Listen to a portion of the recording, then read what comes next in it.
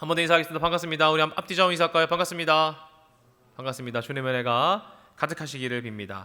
평안을 빕니다. 오늘은 대림절 셋째 주일입니다. 여러분 성탄절 잘 기다리고 계십니까? 성탄절 진짜 잘 기다리고 계세요? 뭐 어떤 마음으로 성탄절 기다리고 있습니까? 올해는 나를 향해서 뭐를 선물해야지 이런 건가요? 맥미니 M4 프로 이런 거, 뭐 그런 거 생각하십니까? 여러분 사실 어릴 때야 우리가 선물 받을 생각에 성탄절 신났죠. 성탄절 되기 전부터 이제 갖고 싶은 선물 얘기하잖아요. 저만 그랬나요? 왠지 성탄절 한 12월 한 초반쯤이나 중순쯤 되면 그때부터 이제 흥얼거리면서 말해야 돼요. 맥미니 M4 프로 뭐 이렇게 해야 됩니다. 그러지 않아요? 뭐 신발을 갖고 싶으면 그냥 신발 하면 안 돼요.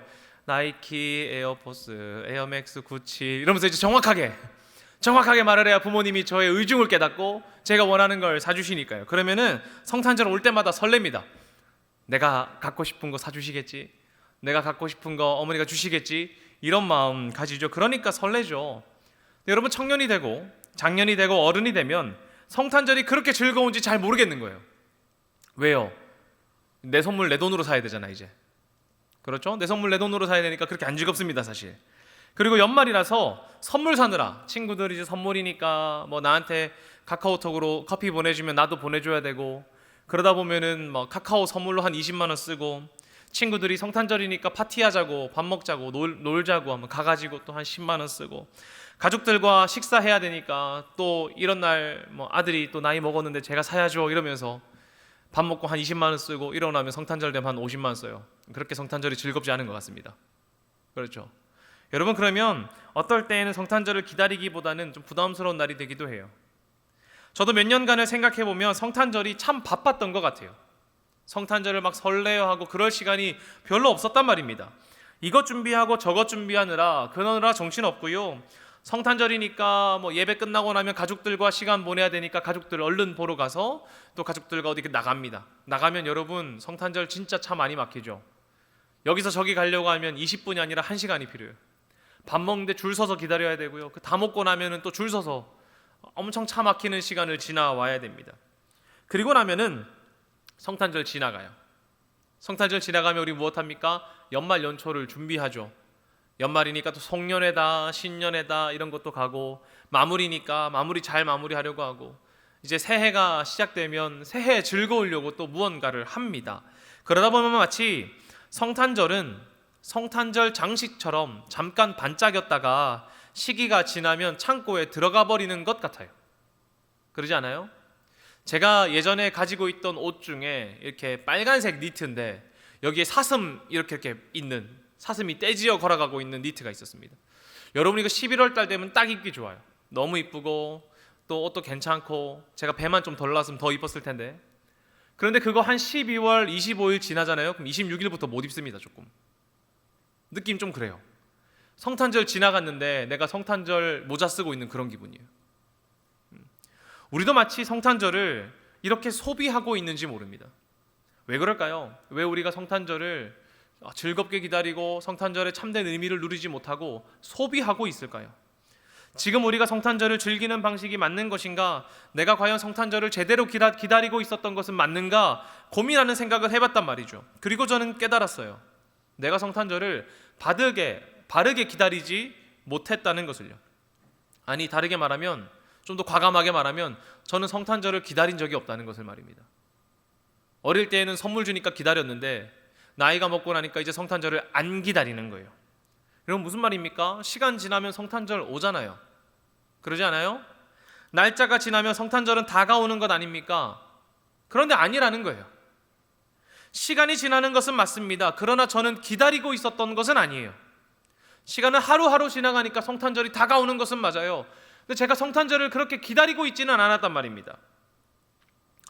여러분 기다린다는 것은 그냥 가만히 있는 게 아니에요. 기다리는 것은 준비가 필요합니다. 기다리는 것은 준비하는 거예요. 그냥 시간이 지나가도록 내버려 두는 것은 준비하는 게 아니란 말이죠. 여러분 한번 상상해 봅시다. 데이트가 있어요. 저와 여러분이 데이트가 있는데 2시쯤 만나기로 했고 여러분이 저희 집에 와서 저를 태워가기로 했습니다. 저희 집에 와서 여러분이 저를 태워가기로 했습니다.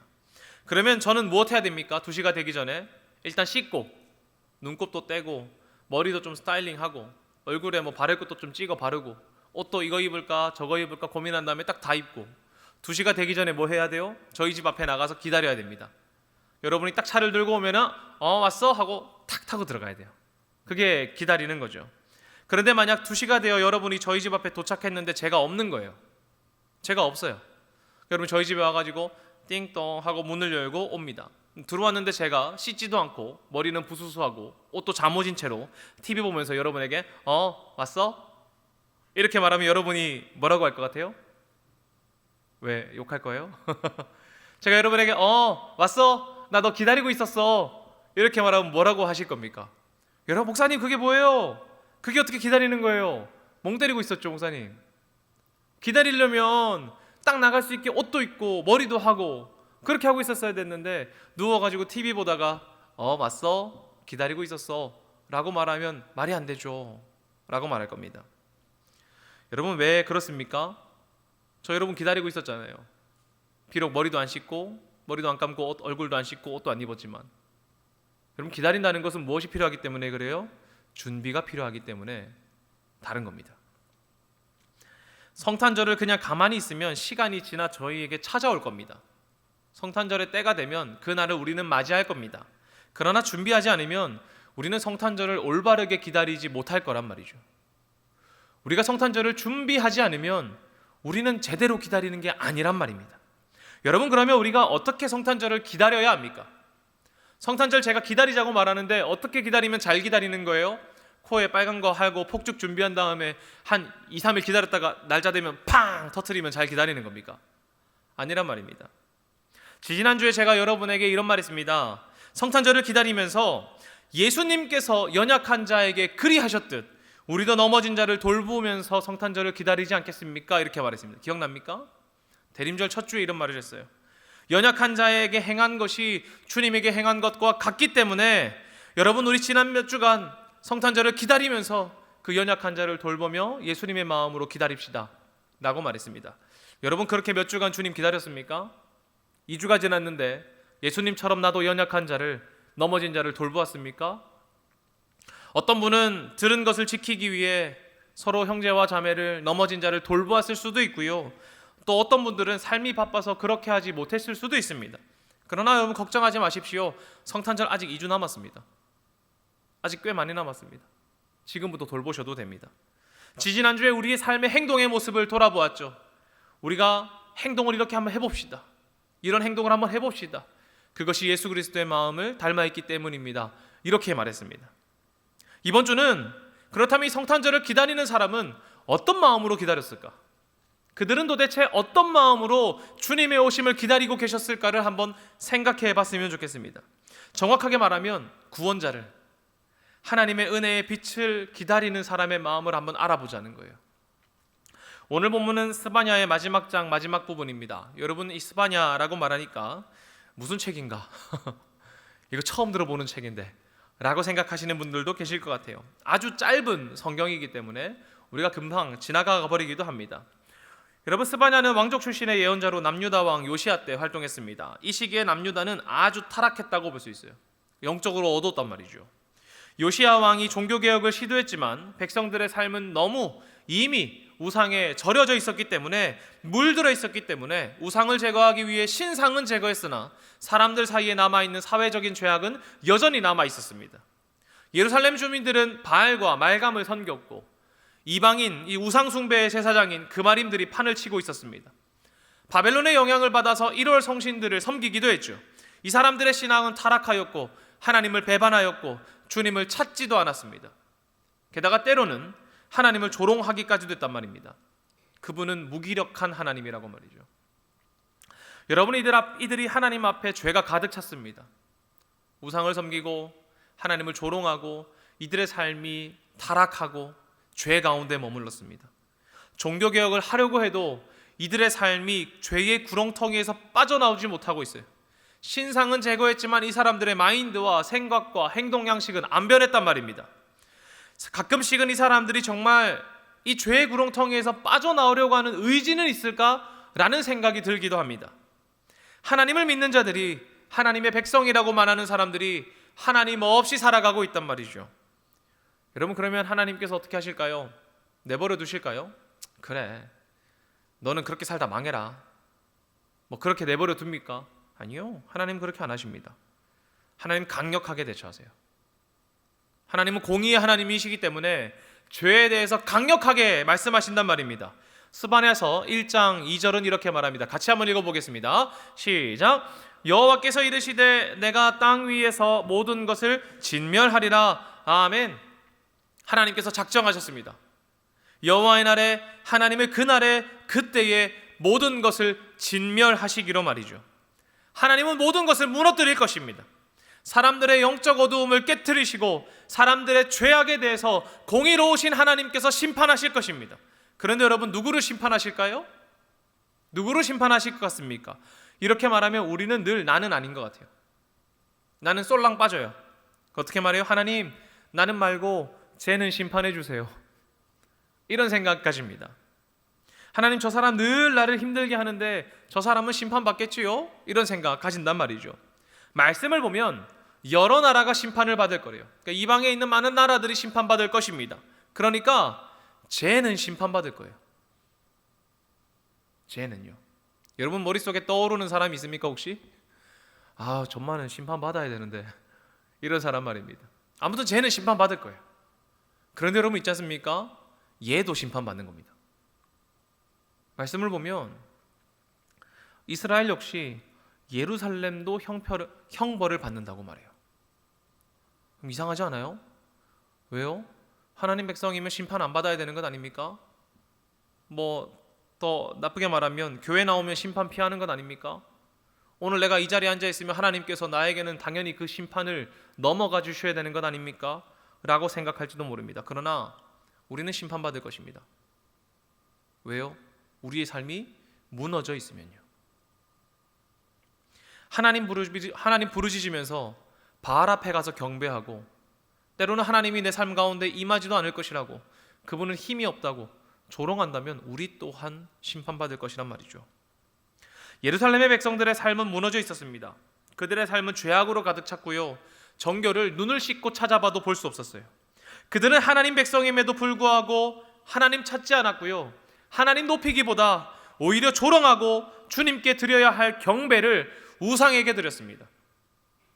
그렇기 때문에 주님이 나신 그날, 여호와의 날, 그때에 모든 것은 무너지고 백성들은 패망하며 벌을 받을 것입니다.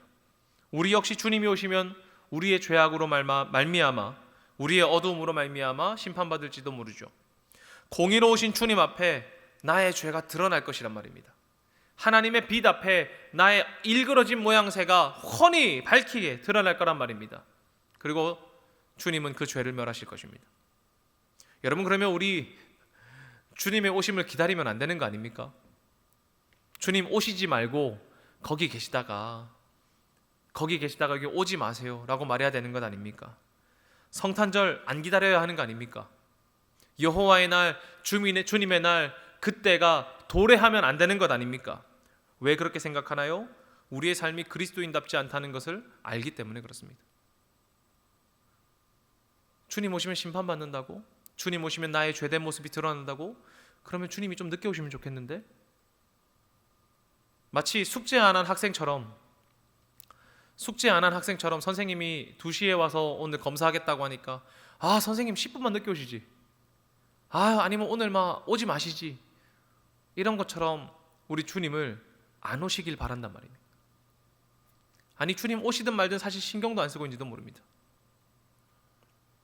그런데 여러분, 14절은 말합니다.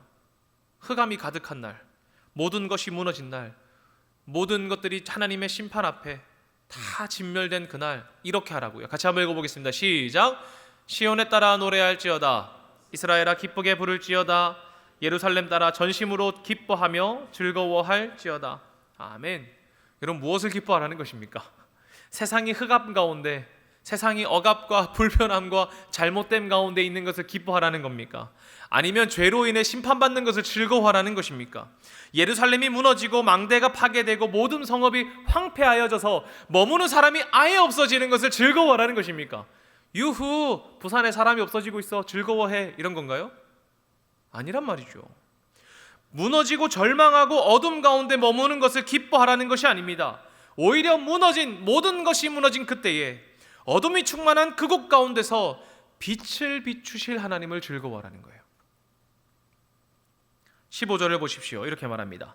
여호와가 내 형벌을 제거하였고 내 원수를 쫓아냈으며 이스라엘 왕 여호와가 내 가운데 계시니 내가 다시는 화를 당할까 두려워하지 아니할 것이라. 아멘. 왜 기뻐합니까? 세상이 무너졌다 할지라도, 우리가 흑암 가운데 있는 것 같은 연약한 그리스도인처럼 여겨진다 할지라도 우리 주 여호와가 그들의 형벌을 제거하고 원수들을 내쫓아내시기 때문에 기뻐하는 것입니다. 어떤 상황 가운데서요? 모든 것이 진멸된 상황 가운데서요. 다 무너진 상황 가운데서요. 흑암과 어두움 가운데 있을 때 말입니다. 그때에 우리의 인생과 삶이 어둠 가운데 가득 찼을 그때에 주님께서 우리의 어둠의 장막을 걷어내실 것이기 때문에 기뻐하라는 거예요. 모든 것이 진멸된다 할지라도 우리 주님께서 우리를 회복해 하실 것이기 때문에 기뻐하라는 겁니다. 여러분, 우리의 어둠의 장막을 걷으시는 하나님께서 그거 하고 떠나는 게 아니라 우리와 늘 함께 하십니다. 17절인데요. 같이 한번 읽어보겠습니다. 시작. 너희 하나님 여호와가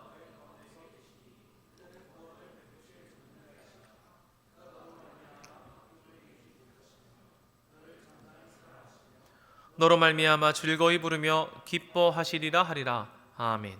사랑하는 여러분, 우리가 주님의 오심을 기다린다는 것은 이 빛을 기다림과 같아야 합니다. 어둠 가운데 빛을 기다리는 것 말이죠.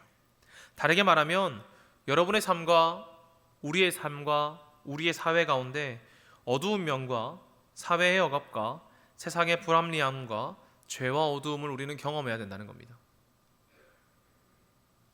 죄송합니다만 주님의 오심을 기다리는 동안 우리는 어둠 가운데서 빛을 기다림같이 살아야 합니다. 그냥 성탄절 즐거운 날이니까 행복해야지가 아니라 주님의 오심을 기다릴 때에 사회적인 억압과 세상의 불합리함과 죄인된 나의 모습과 어두운 인생 가운데서 나를 해방하실 주님을 기다리는 마음으로 기다려야 돼요. 그 말은 어두움을 깊이 묵상해야 된다는 것입니다. 여러분의 삶에 부조리함이 있겠지요. 말도 안 되는 일들도 있고요. 아니, 세상에 하나님이 계시면 이런 일이 일어날 수 있나? 내 삶에 이런 일이 있을 수도 있습니다. 그러나 그것 회피하면 안 된단 말이죠. 직시해야 됩니다. 마주 보아야 합니다. 그리고 그곳 가운데서 나를 건져내실 구원자이신 주님의 빛을 기다려야 하는 거예요. 우리는 어둠 가운데서 빛을 기다림같이 간절하게, 처절하게 기다려야 됩니다. 어둠의 참담함 속에서 빛을 기다려야 합니다. 빛을 기다리는 우리는 추위와 절망, 어두움과 무너짐 가운데서 빛을 기다려야 합니다. 자, 여러분 참 행복하면 좋겠는데 자꾸 어두움만 얘기해 죄송합니다. 그러나 우리가 어두움을 경험하지 않으면 예수 그리스도의 빛이 기다려지지 않는 거예요. 신약 시대를 한번 생각해 보죠. 오늘 본문에 기록된 스바냐와 같이 죄와 흑암 사이에 있었던 시대라고 해도 과언이 아닐 것입니다. 이스라엘은 예수님의 시대 직전에 로마 제국의 통치 아래에 있었고요. 헤롯은 로마의 허수아비로 유대 지역을 다스리고 있었고, 유대인들은 종교적으로, 정치적으로 억압을 느끼고 있었습니다. 종교적으로도 갈등과 분파가 생겨났죠. 현실의 어두움과 암담함 앞에서 율법을 강조한 바리새인이나 성전 중심의 제사를 고집하고 또 사회의 기득권층과 연합을 하려고 했던, 함께 결을 같이 하려고 했던 사두개인이나, 이 사람들을 다 포기하고 아니야 그냥 광야로 가서 하나님만 바라봐야겠어 라고 말했던 에세네파나, 로마에 대해서 무력으로 저항하고자 했던 열심당원과 같은 많은 사람들이 있었습니다. 다양한 계파로 사람들의 마음은 여러 갈래로 나뉘어졌습니다. 게다가 하나님 역시 이 시기에 침묵하셨고 말씀해 주시지 않았단 말입니다. 이 시기에 사람들은 아브라함과 다윗의 언약 가운데 선포된 이스라엘을 다스릴 왕, 선지자들이 예언한 메시아가 오실 것을 갈망하기 시작했습니다. 주님이 약속하신 그분이 오시면 우리의 이 사회적인 모습과 우리의 종교적인 불편함과 우리의 죄된 모습들이 해방되지 않을까 갈망하고 있었단 말입니다. 여러분, 종교 지도자들은 제의적인 종교에 집중하고 있었습니다. 자신들의 영적인 높음만을 자랑하고 있었단 말이죠. 이스라엘 백성들은 제사 한번 드리는 것도 쉽지 않았죠. 율법의 울타리 안에서 지키고 있는 사람들과 현실 가운데 살아가는 자신의 모습을 비교하며 정결해질 수 없는 자신의 삶을 얼마나 한탄하며 돌아보았겠습니까? 그래서 이들은 메시아를 기다렸습니다. 자신들이 아무리 발버둥 쳐도 죄와 허물 가운데 있기 때문에 우리를 건지실 주님을 가장 깊은 어둠 밤이 되었을 때 내일이면 맞이할 아침과 같은 주님을 기다렸단 말입니다. 자고 일어나면 아침이지 이게 아니라 다음 날이 될 아침을 정말 눈을 뜬 채로 기다리는 거예요. 그리고 그 주님이 오시면 원수는 물러날 것이며 주님은 우리에게 구원을 베푸실 것입니다. 그 전능자이신 하나님이 나를 사랑하시고 나로 말미암아 기뻐하실 것입니다. 그분을 기다리는 거예요. 18절에서 20절이 말하는 것처럼 하나님은 흩어진 자를 모으시고 그들의 수치에서 벗어나게 하시고 칭찬과 명성을 얻게 하실 것입니다. 그것을 기대하며 기다리는 거예요. 아까 말씀드리는 것처럼 기다린다는 것은 시간이 지나가도록 내버려 두는 것이 아니라고 말씀드렸죠. 갈망하고 그때를 소망하며 기다리는 것입니다. 그러면 이 사람들은 어떻게 기다렸을까요? 이 스바냐에서 사람들은 어떻게 기다렸냔 말입니다. 어둠 가운데서도 정결하고 신실하게 삶으로 기다렸어요. 스바냐서 2장 3절인데요. 같이 한번 읽어보겠습니다. 시작. 여호와의 규례를 지키는 세상의 모든 겸손한 자들아, 너희는 여호와를 찾으며 공의와 겸손을 구하라. 너희가 혹시 여호와의 분노의 날에 숨김을 얻으리라. 아멘. 사랑하는 여러분, 우리가 성탄절을 기다리는 대림전 기간을 보낸다는 것은 아까 말씀드린 것처럼 우리의 어두움을 처절하게 경험해야 됩니다. 그리고 그곳 가운데 빛 대신 주님이 오는 것을 기다려야 하는 거예요. 어떻게 기다린다고요? 그냥 시간 가면 되는 겁니까? 그게 아니라 겸손과 주님을 찾음으로 기다려야 하는 거예요. 그때 주님이 오셔서 우리의 원수들을 물려쳐 주실 것이고 우리로 말미암아 기뻐하시고 여러분과 더불어 기뻐하실 것입니다. 여러분, 여러분의 삶을 한번 돌아보십시오. 어떻습니까? 잠시 한번 생각해 보죠. 나는 모든 것이 밝고 즐겁고 행복하며 하나님의 빛 가운데 살고 있습니까? 사실 그러지 않을 거예요. 내 삶을 둘러싼 억압과 부조리와 어둠과 죄 가운데 있을 것입니다. 우리 대부분의 삶은 마치 흑암과 같을 것 같아요.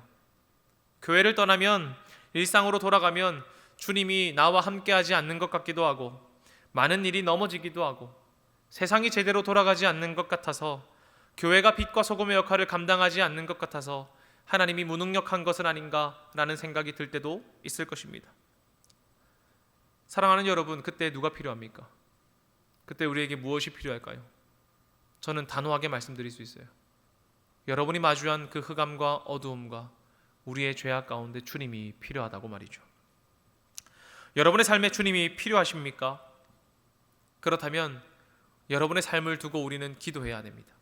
주님, 나의 어두움 가운데 찾아와 주시옵소서. 빛 대신 주님 임재하여 주시옵소서. 우리가 그 어두움 앞에 울어야 주님의 오심이 기쁠 수 있는 겁니다. 여러분, 성탄절을 기쁘게 보내고 싶으십니까? 파티라서 기쁘게 보내고 싶으신가요? 아니요. 저는 주님의 태어나심을 기념함으로 말미암아 나의 어둡고 어두운 인생 가운데 빛이신 주님을 만남으로 인하여 기뻐하는 여러분들 되시기를 소망합니다. 성탄절을 기다리는 여러분, 빛이신 주님을 기다린다는 것은 기나긴 어둠을 지나야 하는 것입니다. 이 시간 우리의 삶과 우리의 죄악을 한번 돌아봅시다. 여러분의 삶의 모습을 돌아보고 그곳 가운데 어두움을 마주합시다. 그리고 그곳에 주님이 임재하시길 소망합시다. 겸손과 진실함과 주님을 찾음으로 성탄절이 되었을 때 아기 예수님이 여러분 삶에 임재하셔서 참된 빛을 누리시기를 간절히 소망합니다.